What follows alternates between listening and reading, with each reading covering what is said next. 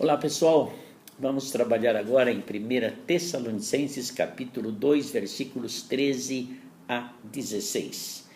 Vamos aprender um pouco mais com essa igreja maravilhosa, fantástica, que o apóstolo Paulo tanto apreciou, que é a igreja de Tessalônica. E vamos ter três características dessa igreja e, consequentemente, característica do pregador, do apóstolo Paulo, sobre essa igreja. No primeiro versículo aí, 13, ele diz assim: outra razão ainda temos nós para incessantemente dar graças a Deus, e que, tendo vós recebido a palavra que de nós ouvistes, que é de Deus, acolhestes, não como palavra de homens, e sim como, em verdade, a palavra de Deus. Esse é o grande assédio que todos os líderes e igrejas sofrem. É o assédio de ouvir os homens e não de ouvir a Deus. É muito importante esta observação que o apóstolo Paulo: jamais a tradição humana deve ocupar o lugar da boa e perfeita palavra de Deus. Muito cuidado com as palavras dos homens. Às vezes nós, no nosso dia a dia denominacional, vamos formando algum pensamento tradicional que vai se arraigando em nosso meio e daqui a pouco se transforma em doutrina e não tem base nenhuma para isso. Querem um exemplo? Vamos adentrar ao santuário de Deus. Santuário de Deus? Chamando isso como se fosse paredes onde Deus está lá dentro? Não. Igreja, o templo, o local, a construção, é onde nós nos encontramos. O santuário somos nós. E daqui a pouco tem gente pensando que vai no domingo numa construção, porque Deus ficou fechadinho durante a semana lá e ele vai se encontrar com Deus. Então, algumas tradições começam a ganhar até um corpo doutrinário, um aspecto doutrinário, quando na verdade não é. Por isso temos que examinar a palavra de Deus, é nela que ficamos. Não podemos deixar que palavras de homens venham ocupar a palavra de Deus.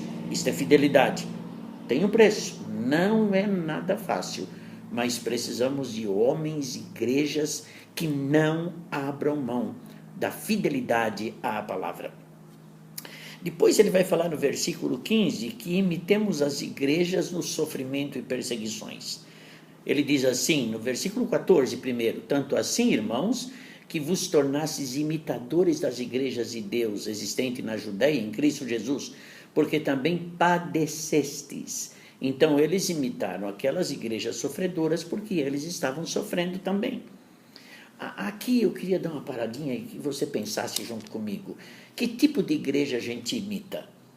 É interessante que hoje existem tantos modelos de igreja e talvez a maioria se volta para as igrejas americanas, pomposas, aquela coisa toda, e ninguém vai em Cuba imitar a igreja de Cuba, ninguém vai imitar a igreja da China. Parece que não dá muito ibope imitar a igreja de Cuba, imitar a igreja da China. Tenho viajado todos os anos para Cuba, gente, ali está uma igreja para se imitar. Um povo humilde, um povo sofrido, mas um povo cuja dependência de Deus é invejável. É essa igreja que eu gostaria e levo a nossa igreja aqui em Atibaia a imitar. A igreja de Cuba, a igreja da China.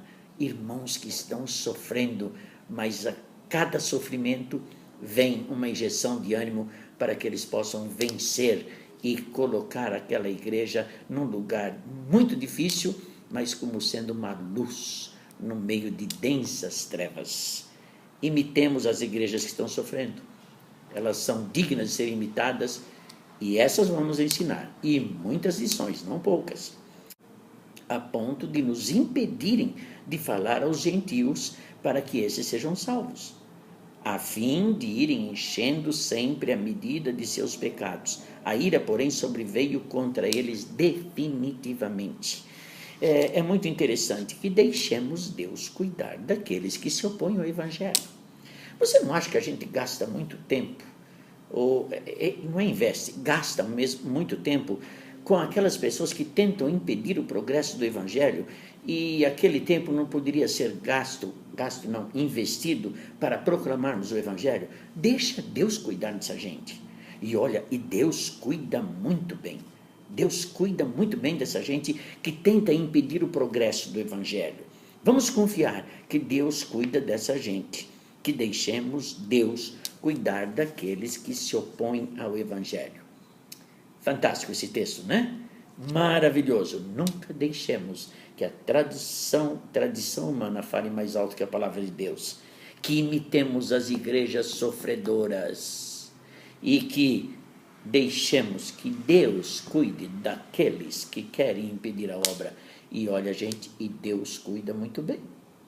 Eu tenho um pastor em São Paulo, terminando esse bate-papo, esse pastor de um bairro lá em São Paulo, e o vizinho era de uma seita muito esquisita, e ele disse ao vizinho, olha, quando o senhor quiser vender essa casa, a igreja gostaria de comprar. E aquele homem, muito mal-humorado, disse, eu posso vender para todo mundo, menos para a igreja. E aquele pastor simplesmente bateu no seu ombro e disse, eu compro da viúva. Depois de 6 meses, a igreja comprou da viúva aquela casa. Pessoal, gente, irmãos, Deus cuida muito bem daqueles que se opõem ao Evangelho. Que Deus abençoe você.